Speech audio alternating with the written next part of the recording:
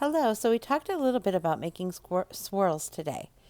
And when you make your swirls, you don't want to push down hard on your brush because they will come out looking flat and fat. And you don't want that because you want your wind to look like it's windy and it's so you don't want to push down hard on your brush. You want your brush to dance very lightly on your paper. So I'm going to show you this is how not to do it. You don't want to push down hard on your brush. Okay? So you want your swirls and your twirls to be like you're ice skating on your paper. You want to touch your paper ever so lightly like you're ice skating on your paper. You're barely touching.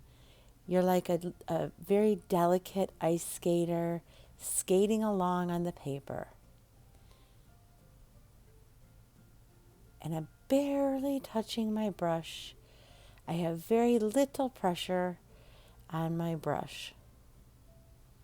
And I'm just ice skating away very lightly, making wind on my paper, making it look like it's a windy, windy day, doing all the swirls and twirls like an ice skater would do on the skating rink. Very, very fancy.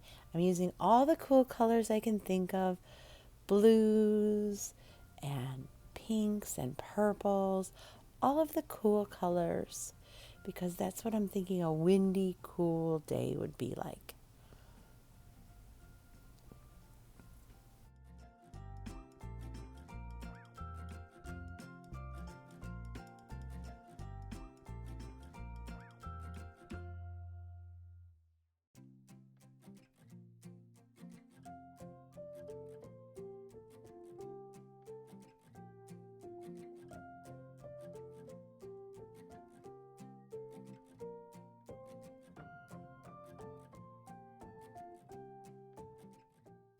Then for part two of this project, you're going to take your paper, you're going to fold it in half like a book, just to divide your paper in half.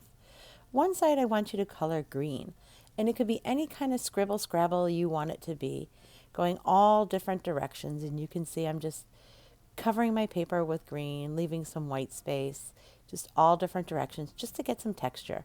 The other side I'm going to do with brown.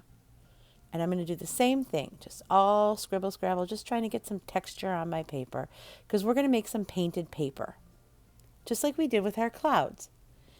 Then I'm going to take out my paints and I'm going to just cover the green side with green paint and the brown side with brown paint. And that's it. And I'm going to leave it to dry for tomorrow when we're going to cut it up and we're going to make some trees. So the green will be for the tops of the trees and the brown will be for the bottom of the trees.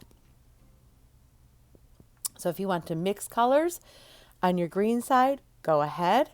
And if you want to mix if you have two different color browns for your brown paper and you want to go ahead and make it two different color browns, be my guest. And just leave both of these papers to dry until tomorrow.